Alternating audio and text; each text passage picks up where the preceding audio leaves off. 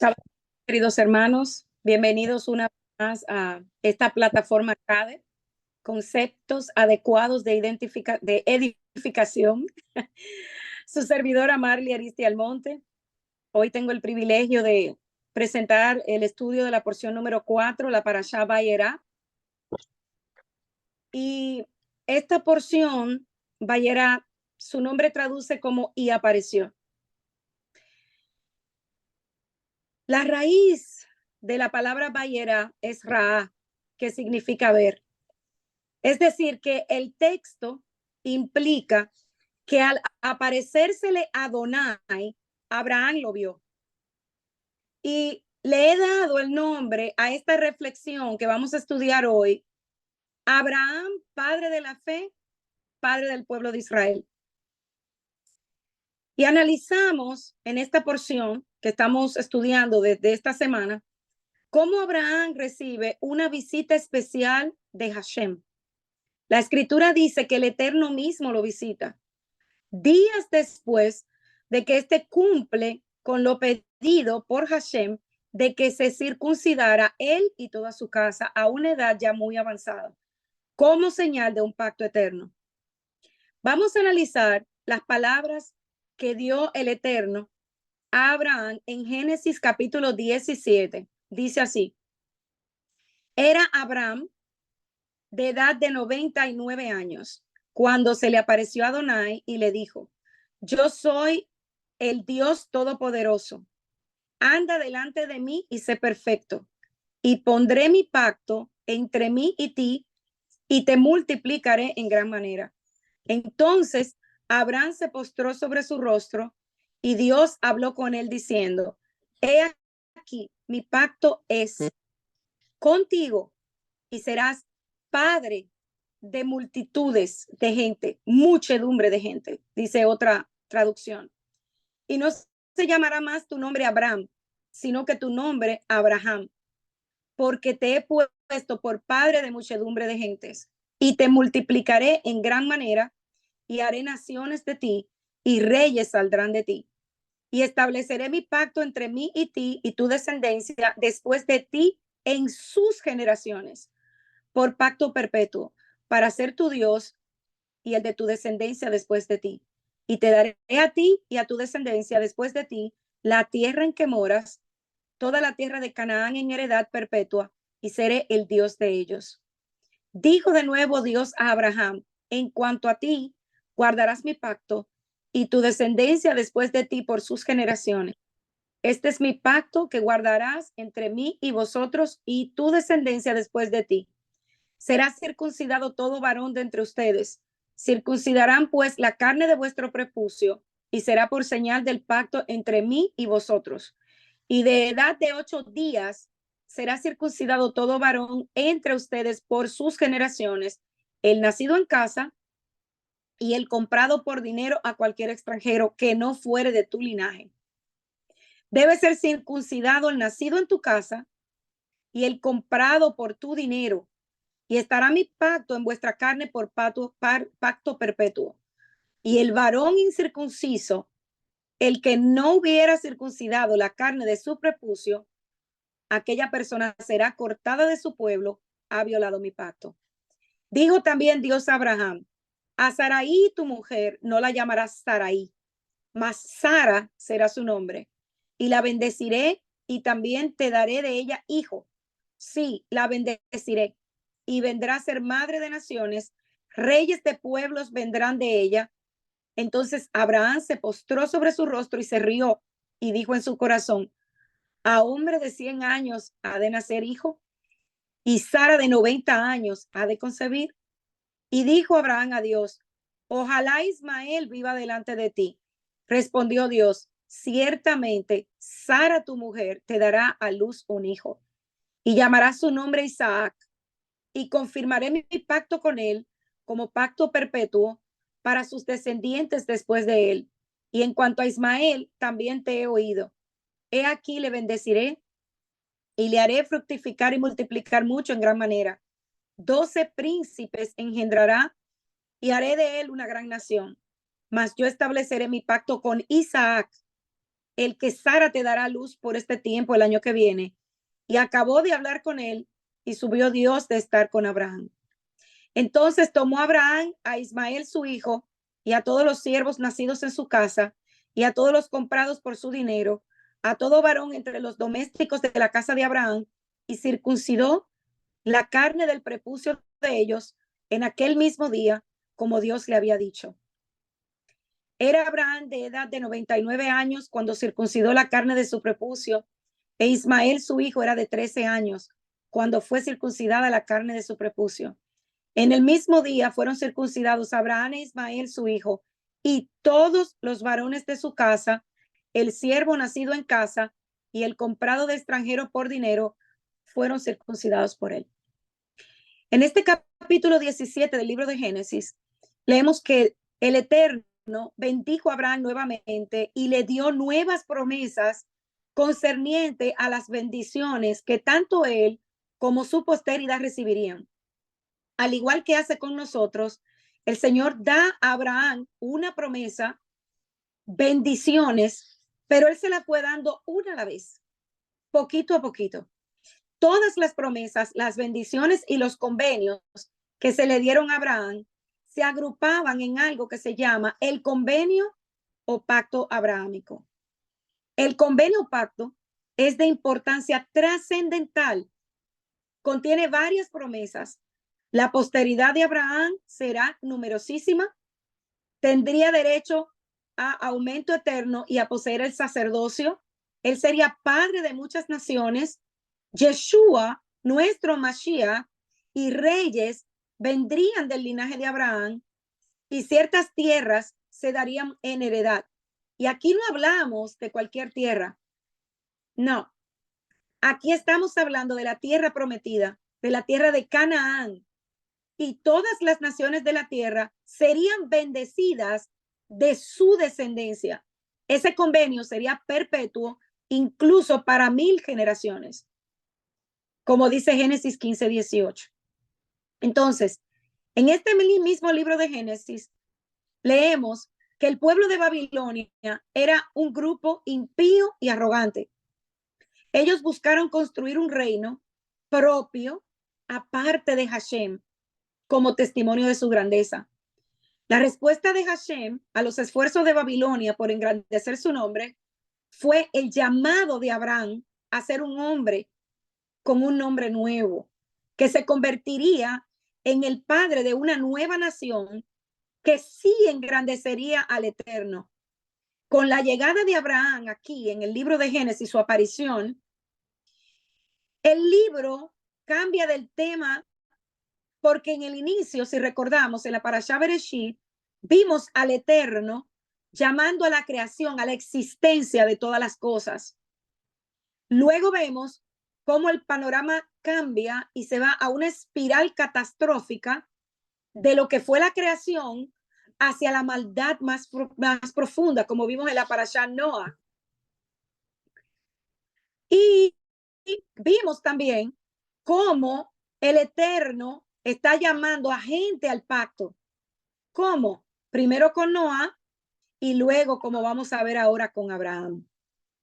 Hashem no habló desde el tiempo de su pacto con Noé hasta que habló con Abraham para iniciar nuevamente una relación de pacto. Con Noé hizo el pacto de que él jamás volvería a destruir a la tierra con agua. Pero aquí en Abraham vamos a ver un pacto totalmente diferente. Cuando Abraham fue llamado por Hashem para convertirse en el padre de una nueva nación, el prototipo de una vida de fe y uno de los hombres más importantes de la Biblia, porque él era, al igual que todos nosotros, un hombre común y corriente, pecador, que vivía en una de las naciones más pecaminosas de su época. Sabemos muy poco acerca de Abraham antes de que Hashem lo llamara, aparte de su genealogía, de Sarai, su esposa estéril, y de un hogar temporal en Harán, después de haber nacido en Ur de los Caldeos. Nehemías 9:7 y Hechos 7, del 2 al 3, dicen que parece indicar que el Eterno llama a Abraham desde Ur de los Caldeos. O sea, el llamado de Abraham no fue en Harán, fue desde atrás, desde todavía cuando él vivía en Ur de los Caldeos. La ciudad clave aquí de los caldeos era Babilonia. Y es sorprendente que Abraham aparentemente fuera el hijo de una familia impía también, al igual que Noé, que también halló gracia a los ojos de Hashem. Abraham también halló gracia a los ojos del Eterno. Entonces, simplemente el Eterno le dice a Abraham que dejara su tierra natal, a su padre, su cultura, sus costumbres, para viajar a una nueva tierra que Hashem le mostraría. Y esto lo vimos con detalle la parashá anterior, Lech Lejá. A él se le prometió una gran nación bendecida por Hashem, que daría una bendición para las naciones de la tierra a través de uno de sus descendientes, su simiente.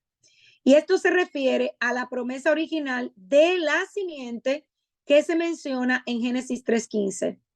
Y el sustantivo aquí, y es importante que entendamos esto, es singular y significa Yeshua. Y también es colectivo, refiriéndose a Israel, el portador de la promesa. Entonces, Gálatas 3:16 conecta la promesa de la simiente de Abraham con Yeshua HaMashiach. Ahora bien, las promesas fueron hechas a Abraham y a su descendencia. No dice y a la descendencia o las descendencias, refiriéndose a muchos, sino refiriéndose a uno, tu descendencia, que es Yeshua. Ahora, en algún momento de su vida, usted se ha preguntado, ¿quién era Abraham? El Abraham que nos habla el libro de Génesis. Abraham es uno de los 3 patriarcas del pueblo de Israel y también es conocido como el padre del Islam y el padre del cristianismo. Abraham nace en Ur de los Caldeos, una de las ciudades más prósperas e influyentes del sur mesopotámico, ubicada sobre el río Éufrates. Al parecer vivió entre los años 2000 y 1500 antes de la era común. Era hijo de Taré, descendiente de Sem, y se casó con su hermana por parte de su padre, llamada Sarai. Abandonó Ur de los Caldeos con su mujer y se dirigieron a Haram junto con su sobrino Lot. Tras recibir la promesa de que Hashem haría de él una nación grande, se traslada a la región de Canaán, donde vivió como nómada. El hambre le hizo dirigirse a Egipto, aunque fue expulsado por presentar a Sarai, su mujer, como su hermana. Y la escritura nos dice que Abraham tiene un papel fundamental al servir como el punto de unión entre Dios y su pueblo, siendo la primera persona que tuvo un contacto cercano, un contacto íntimo con él, siendo por ello el fundador de lo que hoy se conoce como el judaísmo. Y el judaísmo describe a Abraham de la siguiente manera, y lo voy a citar literal de la página web Age Latino, porque me gustó mucho la manera como lo describen. Escuchemos, dice, ¿por qué Abraham es considerado el primer judío? Cuando Abraham tenía 3 años, observó el mundo natural que lo rodeaba y se sorprendió de su perfección, belleza, simetría, precisión, sincronización, equilibrio, integración, coordinación y unidad. Abraham concluyó que si el mundo fue diseñado con tal perfección, obviamente debía haber un diseñador, un creador inteligente. En ese momento, Abraham descubre a Dios. También Noah supo de la existencia de Dios e incluso sus descendientes, Shem y Eber, tuvieron una yeshiva. Entonces, ¿en qué se diferencian Abraham para haber sido elegido como el primer hombre, el inicio del pueblo judío? Lo que hace que Abraham sea único no es solo haber conocido la existencia de Dios, sino haber entendido también la necesidad de salir a compartir ese conocimiento con los demás. Y antes, Compara el conocimiento espiritual con un frasco de perfume. Si dejas el frasco tapado en un rincón, ¿para qué sirve? Shem y Eber fueron como un frasco de perfume cerrado. Ellos estudiaban solos en un rincón. Abraham, en cambio, salió y enseñó al mundo sobre el monoteísmo. Él ubicó su tienda abierta a las 4 direcciones en medio de una autopista. Escribió un libro de 400 capítulos refutando la idolatría y soportó toda clase de burlas, persecución por sostener creencias que eran como mínimo políticamente incorrectas. De hecho, la Torá lo llama Abraham Hajibri, Abraham el hebreo. Hajibri se traduce literalmente como quien se encuentra del otro lado. Todo el mundo estaba de un lado, Abraham se paró firmemente del otro lado. Abraham distinguió el mundo y él mismo se distinguió por amar a la humanidad. Cuando Dios quiso destruir a la corrupta ciudad de Sodoma, Abraham estuvo dispuesto a enfrentarse a él y argumentar que debía perdonarlos. A Abraham le importaban todas las personas y no se consideraba un individuo que trataba de perfeccionarse a sí mismo, sino el progenitor de un movimiento para traer al mundo perfecta claridad respecto a la existencia de Dios. Y este es el legado judío que él deja, servir de inspiración y modelo para toda la humanidad. Esto es lo que piensa el judaísmo de Abraham. De esta manera, Dios prometió que la nación de Israel vendría a través de Abraham y como Miriam, mejor conocida como María, sería el vientre a través del cual Yeshua sería la bendición para todas las naciones. Este hecho es tan significativo que Gálatas 3:8 lo comenta diciendo, la escritura, previendo que Dios había de justificar por la fe a los gentiles, de antemano la buena nueva a Abraham diciendo, en ti serán benditas todas las naciones. A Abraham se le dijo que sus descendientes recibirían la tierra prometida si rompía radicalmente con su pasado y dejaba su hogar con fe. Él y sus descendientes finalmente pasaron 400 años en Egipto. Génesis termina con José solicitando que sus huesos fueran llevados de Egipto a la tierra prometida cuando el pueblo de Dios finalmente entraría a ese lugar. Menos de un año después, salen del Sinaí con la expectativa de entrar en la tierra prometida, pero su desobediencia retrasó su entrada durante toda una generación y su anhelo no se realizó hasta después de la muerte de Moshe en los primeros capítulos del libro de Josué. Por la fe, Abraham creyó y obedeció a Dios, haciendo lo que Hashem le había mandado a la edad de 75 años. Tomó a su esposa Sarai, su casa y su sobrino Lot, quien se convierte en una figura que más adelante sería problemática en su historia. Hashem se le aparece nuevamente a Abraham, quien respondió adorando a Dios con fe, construyendo un altar, algo que hace a lo largo de este libro de Génesis después de encontrarse con Hashem. Y el libro de Hebreos nos da una visión bastante importante de quién fue Abraham. Vamos al capítulo 11 y este nos dice, es pues la fe, la certeza de lo que se espera, la convicción de lo que no se ve, porque por ella alcanzaron buen testimonio los antiguos. Por la fe entendemos haber sido constituido el universo por la palabra de Dios, de modo que lo que se ve fue hecho de lo que no se veía. Por la fe, Abel ofreció a Dios más excelente sacrificio que Caín, por lo cual alcanzó testimonio de que era justo, dando Dios testimonio de sus ofrendas y muerto aún habla por ella. Por la fe, Enoc fue traspuesto para no ver muerte y no fue hallado, porque lo traspuso Dios. Y antes de que fuese traspuesto, tuvo testimonio de haber agradado a Dios. Pero sin fe es imposible agradar a Dios, porque es necesario que el que se acerca a Dios crea que le hay y que es galardonador de los que le buscan. Por la fe, Noé, cuando fue advertido por Dios acerca de cosas que aún no se veían, con temor preparó el arca en su casa para que se salvase su casa, y por esa fe condenó al mundo y fue hecho heredero de la justicia que viene por la fe. Por la fe, Abraham, siendo llamado, obedeció para salir al lugar que había de recibir como herencia y salió sin saber a dónde iba.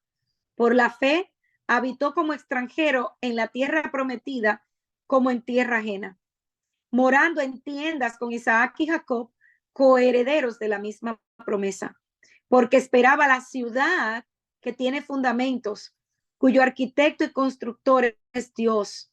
Por la fe, también la misma Sara, siendo estéril, recibió fuerza para concebir y dio a luz aún fuera del tiempo de la edad, porque creyó que él era fiel cuando lo había prometido.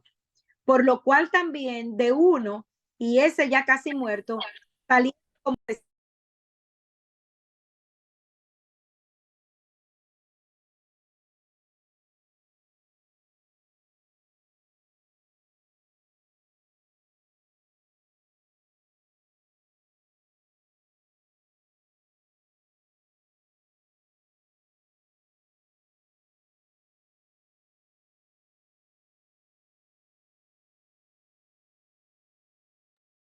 Marley, disculpa, debes encender el micrófono.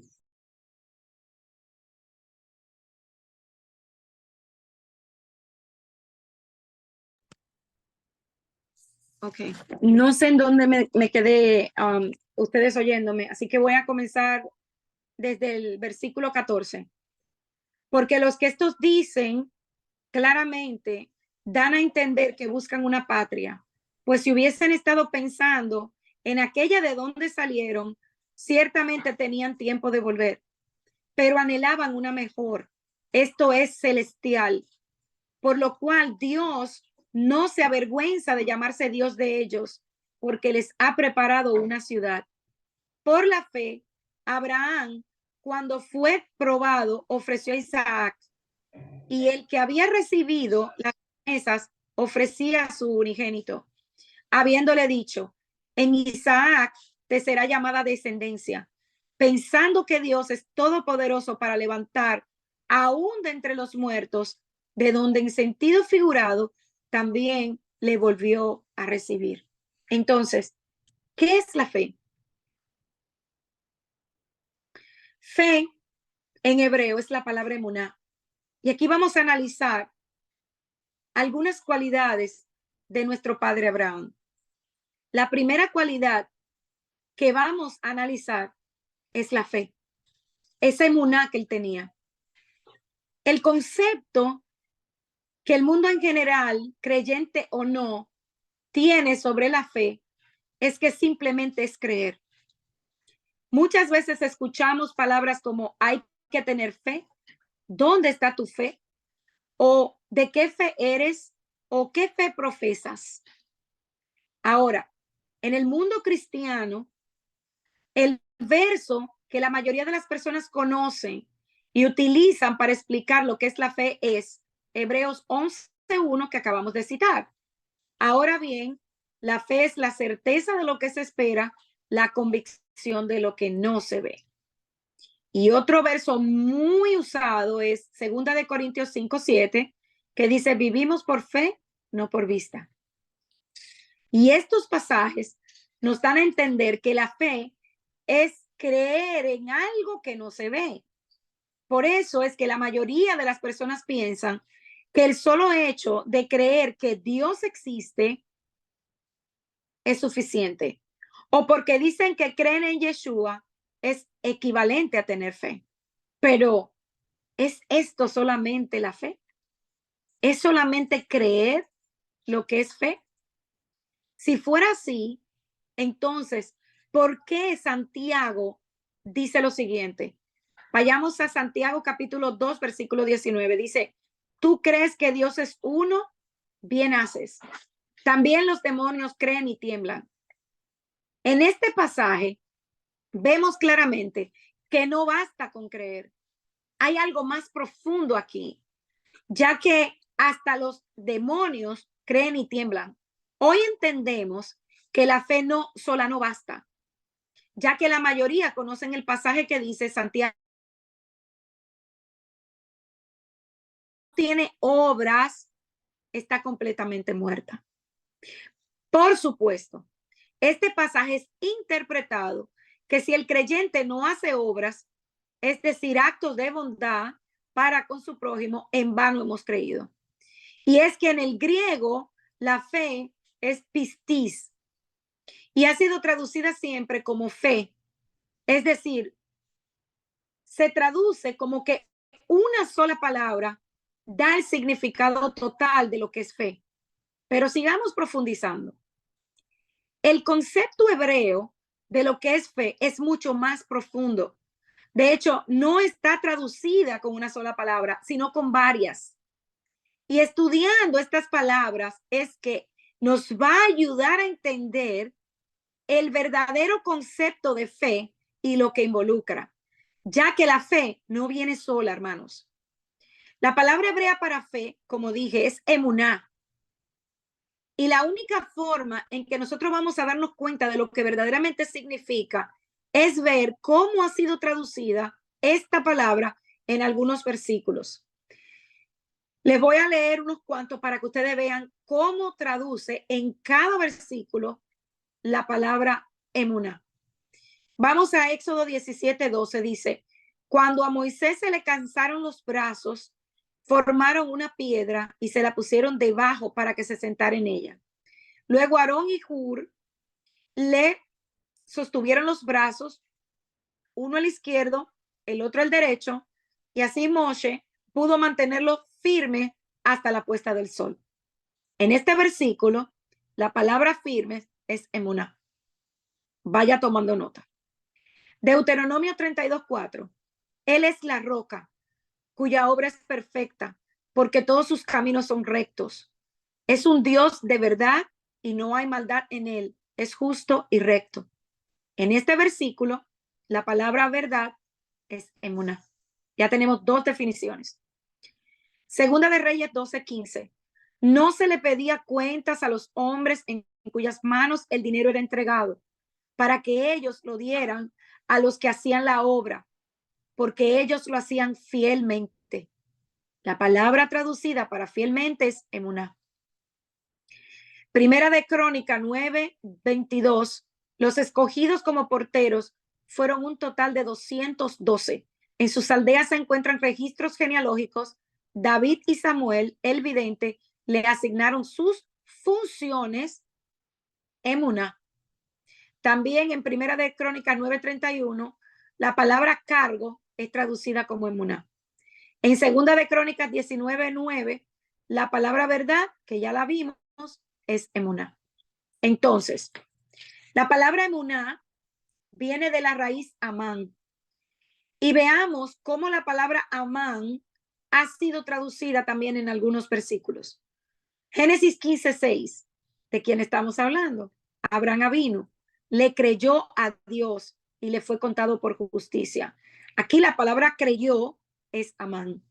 Génesis 42:20, pero tráiganme a su hermano menor, así serán verificadas sus palabras y no morirán. Ellos lo hicieron así. Verificadas es la palabra amán. Isaías 21. Isaías 30:21. Ya sea que te desvíes a la derecha o a la izquierda, tus oídos percibirán a tus palabras una voz que te dirá, este es el camino, síguelo. Aquí la palabra derecha es amán. Cuando analizamos todo el contexto de lo escrito y de las palabras que se han usado para poder explicar lo que es fe, podemos decir que la fe es algo seguro, es algo establecido, es algo fiel, es algo en lo que podemos confiar y creer porque es verdad. Pero sobre todas las cosas, debemos entender que esta fe que profesamos está intrínsecamente ligada a la palabra, a la Torá, a las instrucciones de Dios, donde están sus mandamientos y sus estatutos, que son el camino seguro por los cuales el ser humano que ha depositado su confianza en el Dios del universo debe caminar. Por eso, cuando nosotros decimos amén, estamos afirmando la verdad de lo que se ha dicho. Amén es un acrónimo que si usted traduce las palabras de este acrónimo, lo que usted está diciendo es que el Eterno es Rey, fiel y verdadero. Por eso cuando usted dice amén, usted tiene que tener mucho cuidado porque usted está confirmando lo que la persona está diciendo como si fuera una verdad. Y el espíritu de fe en la palabra de Hashem habla conforme a lo que esta palabra dice, o sea, la confirma. Pablo dijo, pero teniendo el mismo espíritu de fe, conforme a lo que está escrito, creí, por lo cual hablé. O sea, él aquí está hablando de su emuná. A pesar de las circunstancias, los problemas o los escasos recursos, el espíritu de fe proclama la verdad de la palabra y no se mueve. Por eso es tan contradictorio cuando hoy se dice, no, la Torá ya está abolida y el espíritu es quien me dirige. El espíritu jamás, escúcheme bien, jamás te va a guiar fuera de la palabra del Eterno. Jamás, porque el espíritu es la misma palabra. La fe brota de una sola fuente.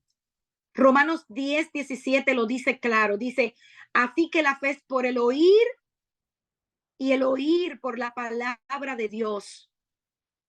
La fe solamente viene y se desarrolla por el oír la palabra.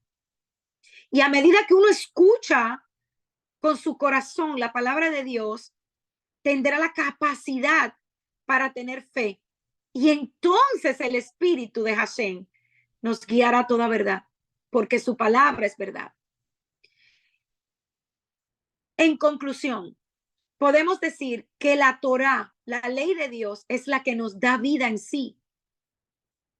Si caminamos en ella, su palabra es verdad, su palabra es firme, su palabra es segura, su palabra es fiel, su palabra es fidedigna. Es una palabra en la que podemos confiar si nos sujetamos a ella.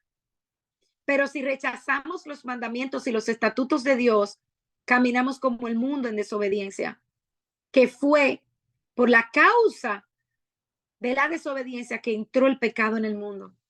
Pero entonces, Marley, Abraham no tenía la Torá en este momento de su vida, pero sabemos que la Torá fue pasada de Adán a Set, a Sem, y se fue pasando de padre a hijo, de hijo a padre. Y oír las instrucciones del Señor fue lo que hizo que Abraham tuviera fe. Abraham creyó a Hashem y su fe fue contada por justicia. Pero Abraham no solamente creyó, él demostró su fe por sus obras.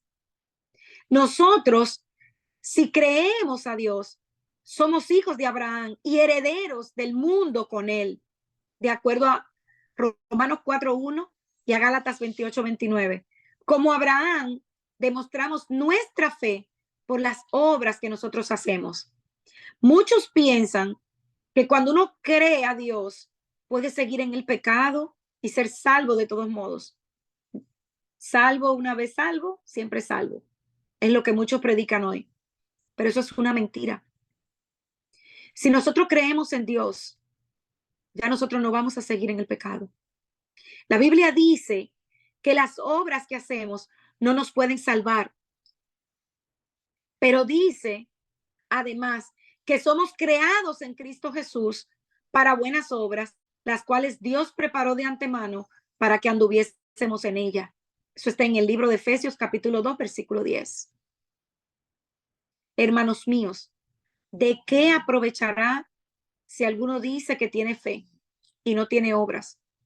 ¿No fue justificado por las obras Abraham, nuestro padre, cuando ofreció a su hijo Isaac sobre el altar?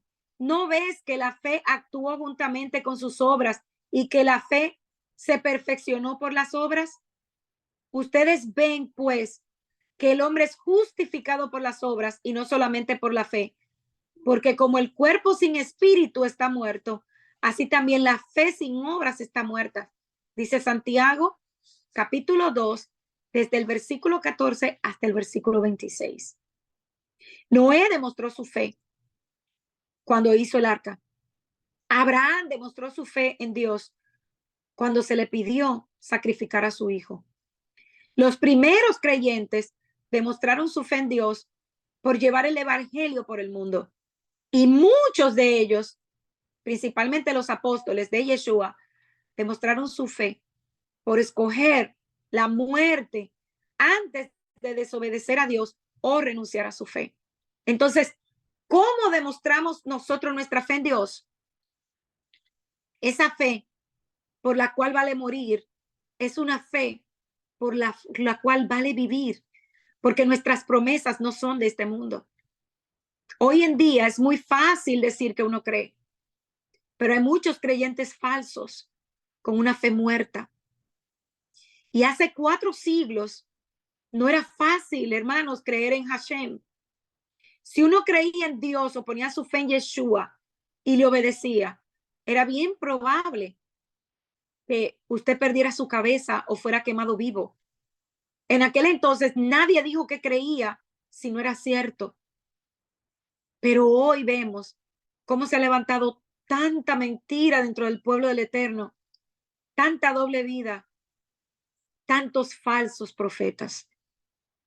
Y el punto central en el relato de la vida de Abraham es que podamos ver un contraste entre cuando Abraham fue llamado y cuando Abraham comenzó a caminar con el Eterno.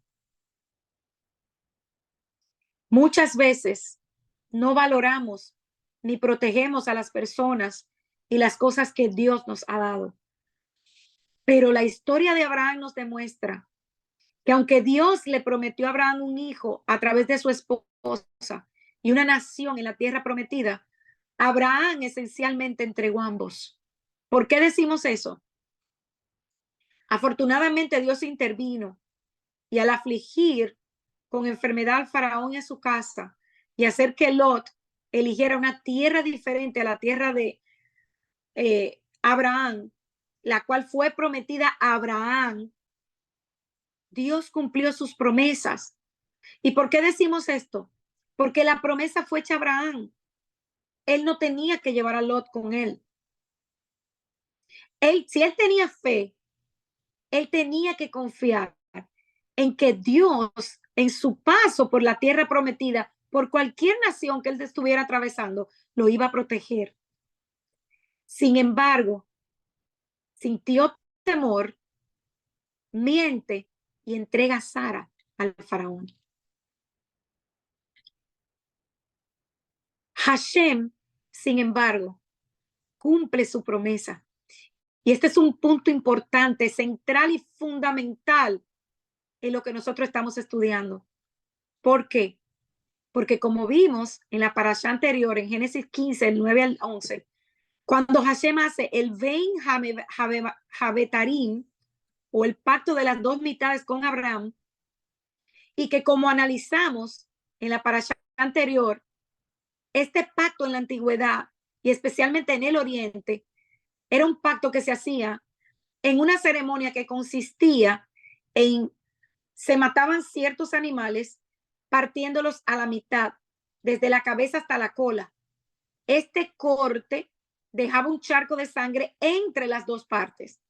Y en la ceremonia del pacto, los participantes debían caminar por el medio de las partes de los animales, manchando sus vestiduras con la sangre del sacrificio.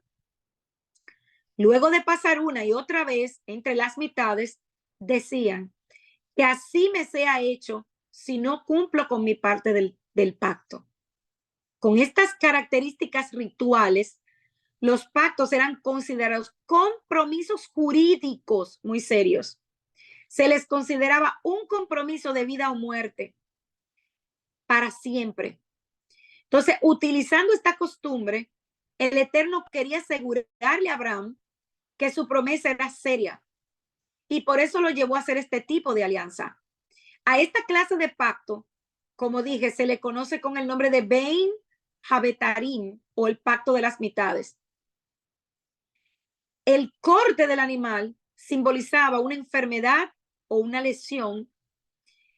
No solamente afectaba a una parte, sino que si había un incumplimiento, afectaba a ambas partes. Y estos se comprometían, si fuese necesario, a arriesgarse a sí mismos con tal de librar al otro de cualquier peligro. O sea, era un pacto en el que tú no solamente pensabas en ti, sino que tú pensabas en la otra parte que hacía el pacto o establecía el pacto contigo. Y este pacto conducía a ambas partes a mostrar que ambos estaban comprometidos y que no existiría una división, sino que lo que había sido partido sería considerado como una unidad perfecta entre ellos. Por ello, este tipo de pacto exigía tal intimidad entre las partes firmantes que todo el tiempo se veían obligados a buscarse y comulgar, compartir, para estar seguro de que todavía estaban en el mismo pensamiento, no esconderse ninguna información que pudiera afectar la integridad de ninguna de las partes. Entonces, es por esto que incluso el Eterno más adelante le revela a Abraham lo que su descendencia sufriría antes de recibir la promesa. Pero fíjense que cuando leemos esto con mucha atención, entonces nos encontramos que al principio de este pacto nada pasó. Abraham cortó sus animales y él se pasó todo el día esperando a que llegara el Eterno. Se sentó en un lugar solitario porque él estaba solo aquí también, como explicaba el pastor Luis. Así mismo como él se vio solo también cuando estaba sacrificando a Isaac, aquí también él estaba solo.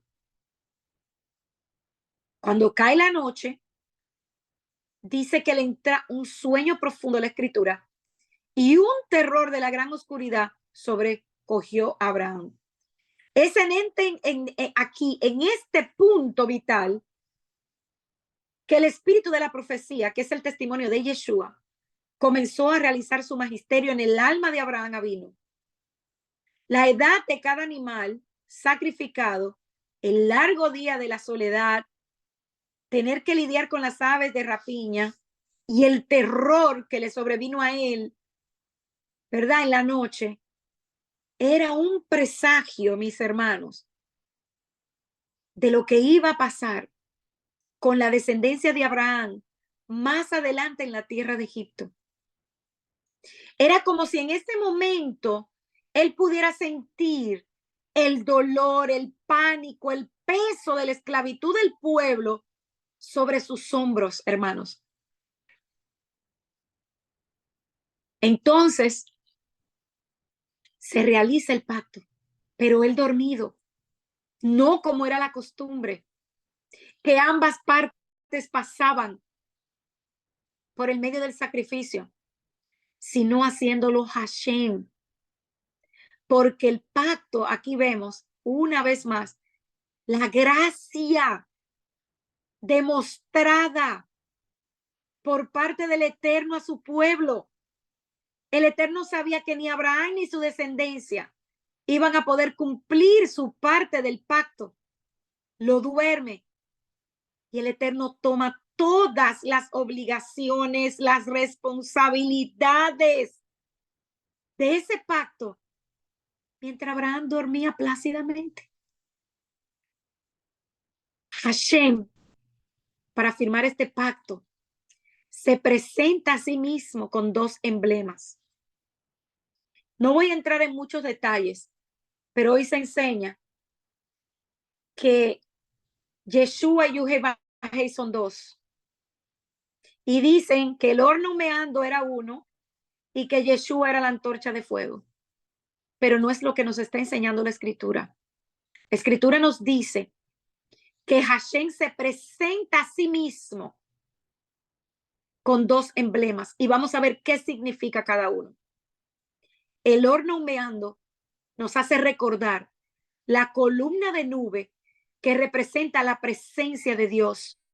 Éxodo 13, 21 al 22. El humo en el monte Sinaí, Éxodo 19, 18. Y la nube de la gloria, la Shekinah del Eterno, que podemos ver en Primera de Reyes 8, del 10 al 12.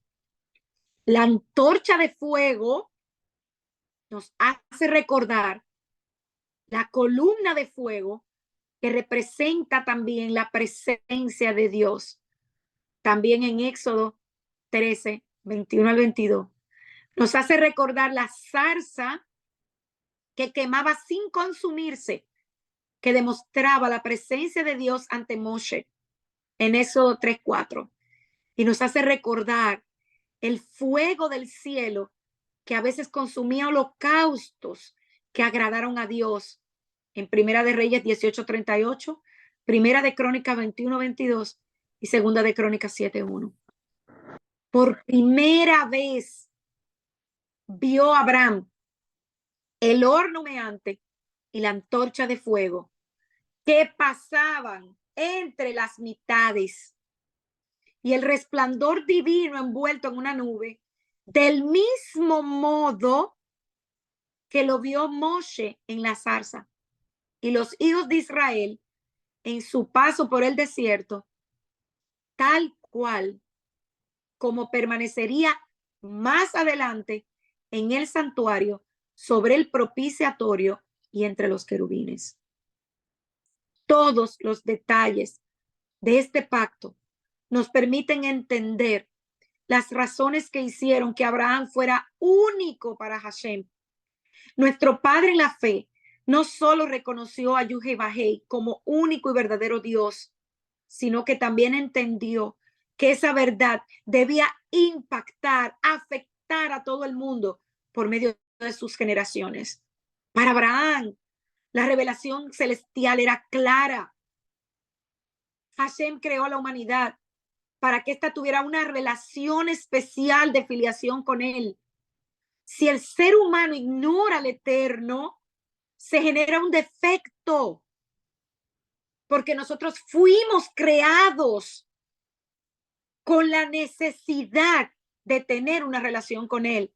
Por eso usted ve tantas personas con vacíos espirituales hoy día y que tratan de llenar ese vacío con cosas, pero no puede, nada sacia ese vacío hasta que usted no encuentra al Elohim de Abraham, de Isaac y de Jacob. Entonces Abraham sale, le enseña a la gente sobre la existencia del Ejad de Dios, porque el Ejad, digo el Ejad, porque él es uno, él es único, no hay otro, ni debajo ni por encima de él. Y por ello erigió su tienda, dice la Escritura, en medio de un lugar para que todo el que bajara, el que viajara, el que pasara por la ciudad, a través de su hospitalidad, recibiera la enseñanza de quién era el Eterno. Y aquí vamos a analizar la segunda cualidad de este padre de la fe, la obediencia. Busqué y busqué y no pude encontrar una sola palabra en hebreo que tradujera la palabra obediencia. Shema es una de las palabras claves del libro de Deuteronomio, donde aparece no menos de 92 veces. De hecho, es una de las palabras claves del judaísmo como un todo. Es fundamental en los dos pasajes que forman los dos primeros párrafos de la oración del Shema, que es la declaración de fe nuestra y que hacemos en la mañana y en la noche todos los días. Es un término difícil de traducir, al igual que Muná. Significa muchas cosas: oír, escuchar, prestar atención, comprender, interiorizar y responder. Es lo más cercano al verbo obedecer, hermanos. En general, cuando encuentras una palabra en cualquier idioma que no se puede traducir al nuestro, esto es una señal de que estamos cerca de algo muy importante, muy profundo, del latido de esa cultura. Para entender una palabra que no es traducible, debemos estar dispuestos a salir de nuestra zona de confort e ingresar en una mentalidad totalmente diferente a la nuestra. En el nivel básico, Shema representa un aspecto del pueblo de Israel, lo que hoy se conoce como judaísmo más radical, que Dios no puede ser visto, solo puede ser escuchado. Una y otra vez vemos en el libro de Deuteronomio cómo Moshe le advierte al pueblo no hacer o adorar cualquier representación física de Hashem. ¿Cómo le dice al pueblo? Es un tema que se refleja en la escritura. Moshe le recuerda al pueblo que en el monte Sinaí el Eterno habló desde el fuego, se oyó el sonido de las palabras, pero no vieron forma alguna. Solo se oía una voz. Sabemos que Yud Hei Bat Hei es espíritu. Pero cuando Él quiere manifestarse al hombre, sabemos que Yeshua HaMashiach es su imagen física. Esto afecta nuestras metáforas más básicas del conocimiento. Hasta el día de hoy en el español, y así también busqué y en el inglés, prácticamente todas nuestras palabras relacionadas con la comprensión o el intelecto muchas veces se rigen por la metáfora de la vista. Se habla de percepción, retrospectiva, perspicacia, una visión, imaginación. Pero vemos como en el pueblo hebreo, por el contrario, el pueblo hebreo es una cultura de oír más que ver. Como el rabino David Cohen, discípulo de Rabino Cook, conocido como el Nazareo, señaló en su libro Kol HaNevuah, el Talmud de Babilonia usa la metáfora del oído consistentemente. Entonces, cuando se presenta una prueba, dice, Ta Shma, ven y escucha. O sea, cuando estamos en una prueba, eso es lo que deberíamos estar haciendo. Ta Shma, ven y escucha. Cuando habla de concluir, dice Shma Mina, escucha esto. Cuando alguien no está de acuerdo con algo, dice lo Shemiyá leí. Él no podía escuchar esto. Cuando se llega a una conclusión, dice Mashna Mashema. De aquí entendemos Mashema. Y Maimónides llama a la tradición oral Mipi Hashemua, de la boca de lo que se escuchó. En la forma occidental, la comprensión es una forma de ver, pero en el pueblo de Israel, lo que hoy se conoce como el judaísmo, es una forma de escuchar. Lo que Moshe nos está diciendo en Deuteronomio es que Dios no busca la obediencia ciega. El hecho de que no haya palabra para obediencia en el hebreo bíblico es deslumbrante. El hebreo moderno tuvo que tomar prestado el verbo letzavie del arameo. Y él quiere que escuchemos no solo con nuestros oídos, sino con nuestra mente. Y esto lo vamos a ver más adelante. Y recuerde, la mente en el mundo hebreo está conectada directamente con el corazón. Y vamos a verlo en un momento más adelante. Si Dios hubiese buscado obediencia, solamente obediencia, él podría haber creado robots, no seres humanos, con voluntad propia. De hecho, si hubiese querido obediencia absoluta, le había bastado con la compañía de los ángeles, quienes constantemente cantan alabanzas a Hashem y siempre hacen su voluntad. Al crear a los seres humanos a su imagen, Dios creó alteridad. ¿Qué es alteridad? Alteridad es condición o capacidad de ser otro o distinto. Y lo que une entre uno mismo y el otro es la conversación, hablar, escuchar. Esto es lo que nos diferencia de los animales. Cuando hablamos, decimos a otros quiénes somos, en qué creemos, pero cuando escuchamos, permitimos que otros nos digan quiénes son. Y este es un momento sumamente revelador, porque la persona te está abriendo su corazón, te está mostrando quién es. Y si no logramos escuchar a otras personas, entonces ciertamente no podemos escuchar a Dios, cuya alteridad no es relativa, sino absoluta. Entonces, de ahí surge la urgencia del doble énfasis de Moshe, como menciona el Deuteronomio en el inicio del segundo párrafo del Shema, cuando él dice, si obedecieres cuidadosamente a mis mandamientos que yo os prescribo hoy, amando a Hashem vuestro Dios y sirviéndole con todo vuestro corazón y con toda vuestra alma.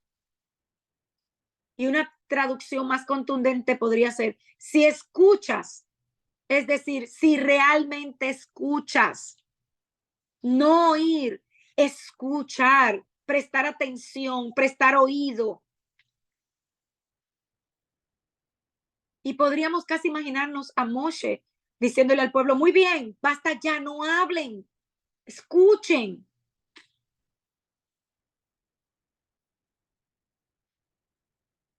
Porque muchas veces en la escritura el Eterno está hablando, pero simplemente no están comprendiendo. Muchas veces leemos pasajes en la escritura y no miramos la profundidad de lo que se nos está diciendo. Al escuchar a otro ser humano y a Dios, nos abrimos a una mente radicalmente diferente a la nuestra. Y esto requiere humildad y requiere coraje.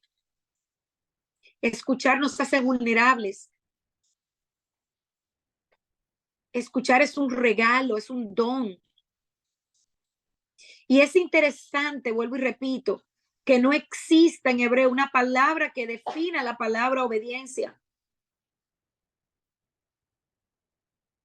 Sí encontré una definición, pero con una base en latín, audire, al igual que la acción de obedecer, indica el proceso que conduce de la escucha atenta a la realización de la misma, puede también provocar una profunda actitud interna de respuesta. La obediencia llevó a Abraham a una acción.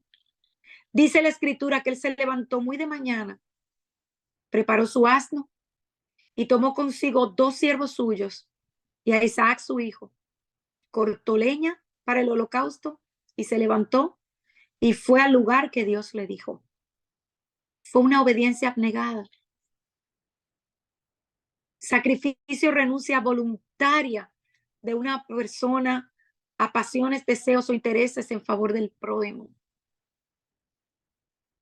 Fue una obediencia de fe. fue una obediencia con temor a Hashem, pero no temor de miedo, sino temor de respeto. Pero sobre todo, fue una obediencia recompensada. Y dijo, por mí mismo he jurado, dice Hashem, que por cuanto has hecho esto y no me has rehusado tu hijo, tu único hijo, de cierto te bendeciré y multiplicaré tu descendencia como las estrellas del cielo y como la arena que está a la orilla del mar. Y de tu descendencia poseerá las puertas de tus enemigos, y en tus sirvientes serán benditas todas las naciones de la tierra, por cuanto obedeciste mi voz. La tercera cualidad de Abraham es la hospitalidad. Estamos viendo en esta porción la generosa hospitalidad de Abraham y Sara con 3 visitantes que llegaron por el encinar de Mamre. Hospitalidad es la palabra hebrea areaj, y encontré 2 definiciones griegas correspondientes al nuevo pacto, el pacto renovado, y que traducen primero del inglés, luego al español, como hospitalidad. La primera es filoxenia, que literalmente significa amante de extraños. En otras palabras, según la Biblia, la hospitalidad no se refiere a que nosotros recibamos en nuestras casas amigos y familiares. Se refiere a que abrimos nuestros hogares a personas que nunca hemos conocido. Por ejemplo, si uno de ustedes viene a los Estados Unidos, hemos compartido un tiempo maravilloso acá, pero no nos conocemos personalmente. Pero yo los recibo en mi casa, y esto es exactamente lo que significa esa palabra. Yo te abrazo, yo te doy oído, yo te tomo de la mano y te llevo a mi casa. La hospitalidad entonces se extiende incluso a tomar a la persona, ¿verdad? Llevarla, tú recibirla con amor. Y en los hogares orientales se requería la hospitalidad, aún de forasteros, o sea, personas desconocidas que no tenían ni siquiera que ser creyentes. El huésped podía gozar de esta hospitalidad sin la más mínima obligación de pago. Y Job usó esto en su defensa cuando alegó que él siempre había estado atento a las necesidades de los viajeros. En Job, capítulo 31, 31 y 32. Y estamos viendo en esta porción cómo Abraham fue hospitalario con extranjeros. Según él pensaba que eran extranjeros, pero ya sabemos que era una visita celestial. Lot también acogió 2 que eran ángeles. Entonces, la otra palabra es hospes, que traduce huésped. Y esta consiste en recibir y albergar a alguien gratuitamente, darle buena acogida. No era permitido dejar a un forastero dormir en las calles en ese tiempo. Por eso la insistencia de Lot para que los ángeles entraran en su casa. Y vemos también cómo en la época de Yeshua esto todavía regía dentro del pueblo. Entonces, el profesor de la Universidad Estatal de Missouri, Victor Matthews, encontró 7 códigos de conducta que definen una buena hospitalidad. La primera, en esta zona, los habitantes tenían la responsabilidad de ser hospitalarios con los extranjeros. Segundo, por medio de la hospitalidad, el visitante debía pasar de ser una posible amenaza a convertirse en un aliado. Tercero, solo se permite que un hombre cabeza de familia o un hombre habitante del pueblo o la región le ofrezca estadía a un forastero. La invitación puede incluir el periodo de tiempo de la estadía, pero este se podía extender si el anfitrión ofrecía una nueva invitación y si las dos partes estaban de acuerdo. Quinto, el extranjero tenía derecho a rechazar la invitación, pero esto podía considerarse una afrenta al honor del anfitrión y causar hostilidades o conflictos de inmediato. Sexto, luego de aceptar la invitación, los roles del anfitrión y el visitante se basan en reglas tradicionales. El visitante no debe pedir nada. El anfitrión proporciona lo mejor que tiene a su disposición, a pesar de lo que haya ofrecido con modestia en la propuesta inicial de hospitalidad. El visitante debe responder de inmediato, ofreciendo información sobre eventos recientes, predicciones de buena fortuna o expresiones de gratitud por lo que ha recibido, y debe elogiar la generosidad y el honor del anfitrión. Séptimo, el visitante permanece bajo la protección del anfitrión hasta que haya abandonado la zona de responsabilidad del anfitrión. En la época, Abraham y Sara casi siempre ofrecían la hospitalidad en el hogar del anfitrión. Hoy día, muchos de nosotros, quizás por espacio, podemos traer a un visitante, a un familiar, un amigo, y si no tenemos el espacio en la casa, pues buscamos un hotel, un pequeño, o quizá una pequeña casa que se pueda rentar, y allí se le brinda la hospitalidad a la persona. Pero en esos tiempos vemos cómo ellos recibían a las personas en sus propios hogares. Entonces, Génesis comienza con Dios hablando y creando a través de su palabra creadora. A lo largo de Génesis, Dios sigue hablando hasta ahora con Adán, con Noé, con Abraham. Y ya vimos cómo la fe total fue la base fundamental en la vida de Abraham. Pero también vemos la doctrina de la fe en el pacto renovado a través de la vida y la doctrina de Pablo, la justificación por la fe. Y el medio hermano de Yeshua, Santiago, citó Génesis 15:6 para enseñar que la verdadera fe en Dios resulta en buenas obras en la vida con Dios. El pacto de Dios con Abraham fue confirmado con un sacrificio y el derramamiento de sangre. Y este acto presagiaba la nueva alianza de nuestra salvación, que fue confirmada con el sacrificio de Yeshua en la cruz y el derramamiento de su sangre, sellando así el cumplimiento del pacto abrahámico, tanto para los hijos naturales de Abraham como para todas las naciones de la tierra. Pues a través de la muerte de Yeshua se abre la puerta para que los gentiles sean injertados en Israel. Hashem a menudo obra a través de generaciones de una familia. Y ese es el caso de Abraham. Dios le da la promesa a Abraham que aunque sus descendientes heredarían la tierra prometida, no sería durante su vida, sino después de un futuro exilio de 400 años en Egipto, registrado en el libro de Éxodo. Entonces el Eterno marca los límites de esa tierra prometida, cuyos límites también coinciden con el área en donde está ubicado o estuvo ubicado el jardín del Edén. Entonces, a lo largo de los tratos de Dios con Noé, con Abraham, hemos sido testigos de un modelo de Dios hablando, separándolos del mundo en el que vivían y llamándolos a un pacto, estableciéndolos como cabeza de una nueva nación o humanidad y prometiendo bendecirlos e invitándolos a todos a responderle con fe.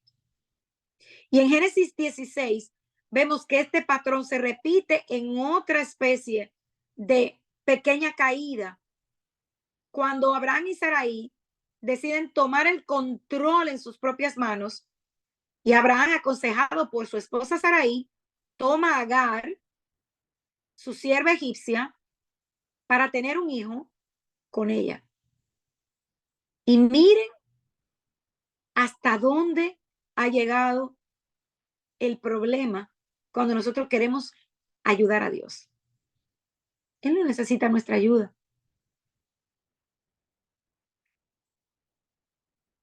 Siguiendo el pacto de Dios con Abraham en Génesis 15 y el pecado de querer ayudar a Hashem, iniciando una descendencia con Agar, Dios establece la circuncisión como la señal del pacto abrahámico en Génesis 17. ¿Por qué elige Hashem marcar a sus hombres en esa parte de su anatomía? Veamos brevemente 4 razones que podemos encontrar en la misma escritura. La circuncisión es una señal, una marca, una huella, un distintivo, el sello del pacto de Dios con Abraham. La primera razón posible es que la circuncisión es una señal visible. El diluvio, como vimos, fue un castigo atroz enviado por Dios a la humanidad perversa de esa época. Cuando Dios establece el pacto con Noé de que no iba a volver a destruir el mundo con agua, le da una señal visible en los cielos, el arco iris. Entonces, al igual con la señal de la circuncisión, el ser humano necesita por naturaleza tener recuerdos visibles, palpables, demostrables de los acuerdos que hace con Dios. Y Dios lo sabe mejor que nadie, Él nos creó. Entonces, una de esas posibles razones es que la circuncisión es una señal visible. La segunda es una alianza perpetua. No tiene límite, no tiene tiempo de duración. Se puede dar una situación, un momento concreto. Dios elige parte también del órgano reproductivo del varón como señal de que el pacto sería de generación a generación. Otra posible es que la circuncisión significaba exclusividad. El pacto se estableció expresamente para con Israel y para quienes habitaban la tierra que Dios había prometido. Israel era un pueblo santo para el Señor.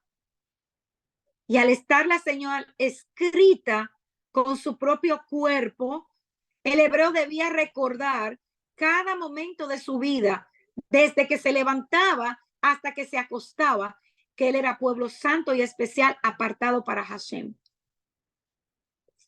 La otra señal, la circuncisión tenía que ser de corazón. Al correr del tiempo, Israel creyó que seguir al Eterno implicaba únicamente cumplir con una serie de legalismos, de ritos, de ordenanzas que hacían mecánicamente. Llegaron a pensar que para tener contento a Dios se circuncidaban, sí. Seguían las ordenanzas físicas y legales del pacto, sí. Se purificaban, sí.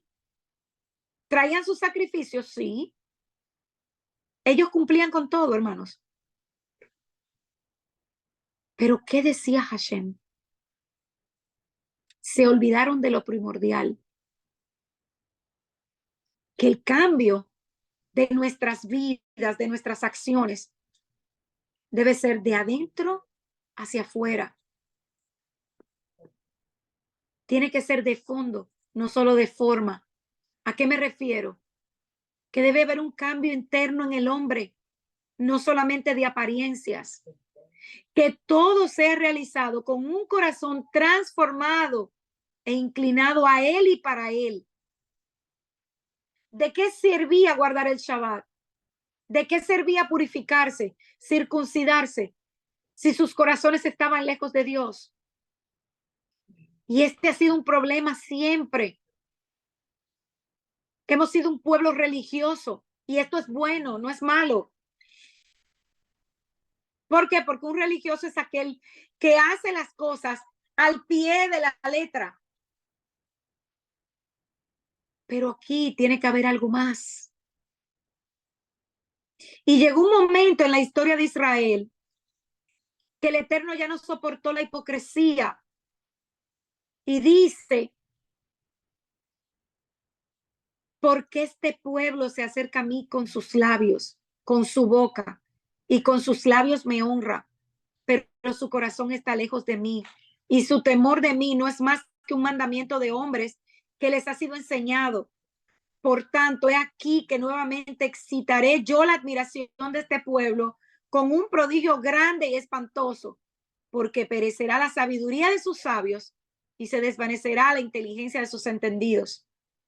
Y con esto yo no estoy diciendo que hay algo malo en ser religioso. Lo que estoy diciendo es que lo que el Eterno está diciendo anteriormente y hoy para nosotros es que lo importante es lo que usted tiene en su corazón, la kavaná, la pasión, el amor, la entrega con la que hacemos las cosas. Tenemos que tener un corazón circuncidado, o mejor dicho, transformado, para poder servirle y adorarlo como Él desea. La circuncisión del corazón no es algo nuevo. Muchos creen que eso solamente viene del pacto renovado o el Nuevo Testamento y que fue inventada por Pablo. No. Miren lo que dice Deuteronomio 10:16. Circuncidad pues el prepucio de vuestro corazón y no endurezcas más vuestra cerviz. Pues el judío no lo es exteriormente, ni es la circuncisión la que se hace exteriormente en la carne, sino que es judío el que lo es en lo interior, y la circuncisión es la del corazón en el espíritu. Y ojo aquí, la circuncisión del corazón siempre ha sido el énfasis de Dios para su pueblo. La circuncisión física es una señal visible del pacto, no un cambio. O sea, no estamos diciendo que se desecha la circuncisión física por la circuncisión del corazón. Lo que estamos diciendo es que el creyente debe tener un corazón circuncidado, que es la muestra de una mente y un corazón, valga la redundancia, transformado y renovado.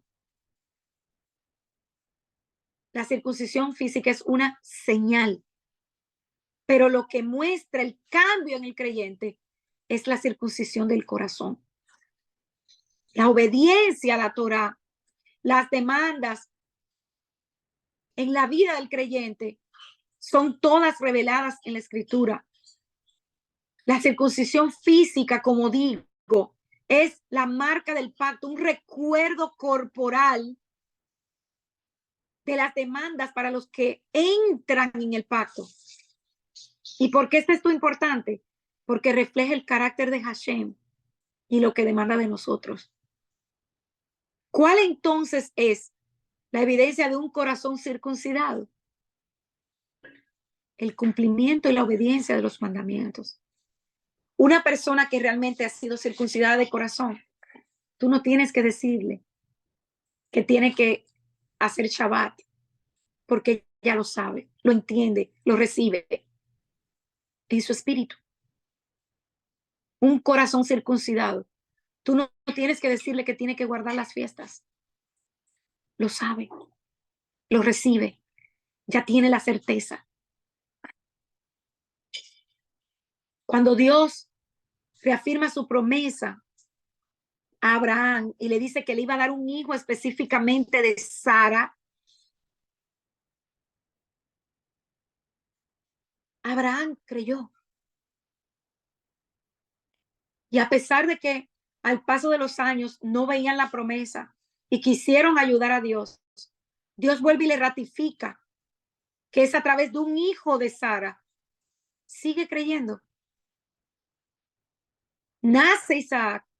Y cuando Isaac ya era un hombre joven, no un niño, como se nos enseñó, Abraham es probado. Y justo en el momento en el que Abraham va a sacrificar a su hijo, ya con cuchillo en el aire, el ángel de Hashem llama a Abraham desde el cielo y le dice, no lo toques, no le hagas daño. Entonces Hashem, dice la escritura, proveyó un sacrificio.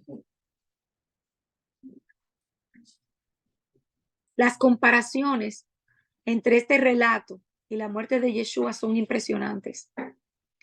Isaac y Yeshua eran ambos hijos de una promesa que le fue dada muchos años antes de su nacimiento. Isaac y Yeshua nacieron de mujeres que no podían haber concebido aparte de un milagro. Isaac y Yeshua eran ambos hijos primogénitos. Isaac y Yeshua fueron ambos muy amados por su padre. Isaac y Yeshua subieron a la cima del monte Moriah, también conocido como monte Sión. Isaac cargó la leña de su propio sacrificio, así como Yeshua cargó su cruz de madera para su crucifixión. Isaac y Yeshua voluntariamente entregaron sus vidas a su padre. Tanto el padre de Isaac como el padre de Yeshua sintieron la agonía de dar a su hijo inocente en sacrificio. Isaac fue figurativamente resucitado y Yeshua fue resucitado literalmente. Isaac nos señala a Yeshua y Abraham al Padre en este relato profético de su agonía mutua mientras se unen para proporcionar una expiación sustitutiva para todas las personas en este mismo lugar 2000 años después. La escritura es maravillosa. Y Hebreos 11, del 17 al 19 dice que por la fe Abraham, cuando fue probado, ofreció a Isaac y él le había recibido las promesas, estaban en el acto de ofrecer a su único hijo, de quien se dijo en Isaac sería nombrada tu descendencia. Consideró que Dios podía incluso resucitarlo de entre los muertos, de los cuales en sentido figurado lo volvió a recibir. Por último, la promesa de Yeshua HaMashiach es que vendría como la simiente de Abraham, bendiciendo a todas las naciones de la tierra. Y es justamente lo que estamos presenciando. Muchos en el judaísmo recibiendo la revelación de Yeshua como Mashiach, y los esparcidos de Efraín, y los gentiles que no tienen ninguna descendencia de Abraham, están entrando en el pacto, siendo reinjertados en el pueblo de Israel. Una clara lección que podemos extraer de la vida de Abraham es que debemos vivir una vida de fe. Abraham pudo tomar a su hijo y llevarlo hasta el monte Moriah, porque él sabía que Dios era fiel para cumplir sus promesas. La fe de Abraham no era una fe ciega. Su fe era una garantía y confianza firme en aquel que había demostrado ser fiel. Y como hablábamos al inicio, quizás en su mente, él estaba seguro de que si él lo sacrificaba, el Señor lo iba a resucitar. Pero él nunca se imaginó cuál iba a ser el desenlace de ese acto de fe. También la vida de Abraham, vemos cómo es posible tener una relación activa con Dios. Él no es un Dios lejano. Y quizá en este momento Él no te esté hablando a ti o a mí como le hablaba a Abraham, pero Él existe y nos habla a través de su palabra y todas sus promesas están en la escritura.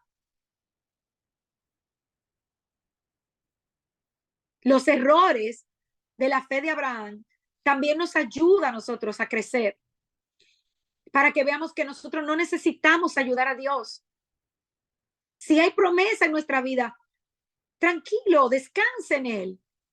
En su tiempo llegará. Se lo digo por experiencia personal. No podemos ayudar a Dios. Hay que esperar en Él.